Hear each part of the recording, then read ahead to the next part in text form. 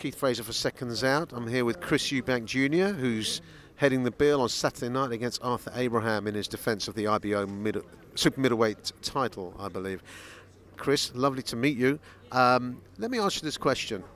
Is this a step up, this fight, or a stepping stone? It's both. It's a stepping stone in terms of I can't afford to lose this fight. I can't afford a flat performance.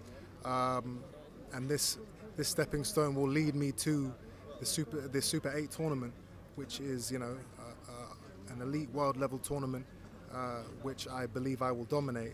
And it will be the toughest test of my career. You know, this man he's no joke. You know, he's an experienced, you know, seasoned professional ex-world champion, and you know, I'm expecting.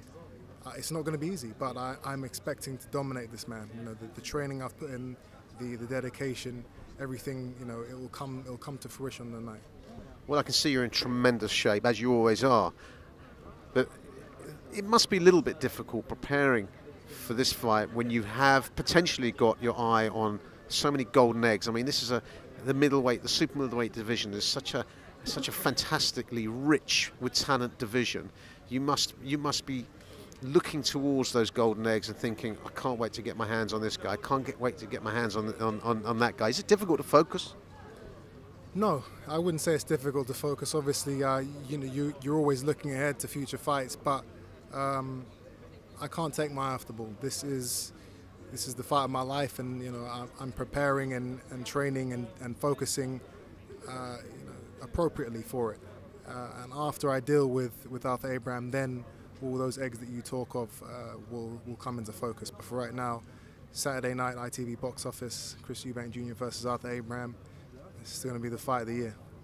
I mean, there are so many talented fighters in the middleweight and the super middleweight division. And what I wanted to ask you is that, how do you see the future going? I spoke to your father a few weeks ago who said there isn't anyone out there who can beat you. How do you see the future going? Have you pathed it out in your head, who you want to fight, when you want to fight, etc., for the next few years, potentially? No, you can't do that in boxing. You can't plan a path. There's too many, you know, it's a fickle sport. Fighters pull out, you know, fighters get hurt and injured and they don't want to fight, and then they do want to fight, and so you can't plan. You've got to take each opportunity as they come. But my overall goal is to, you know, dominate the super middleweight division.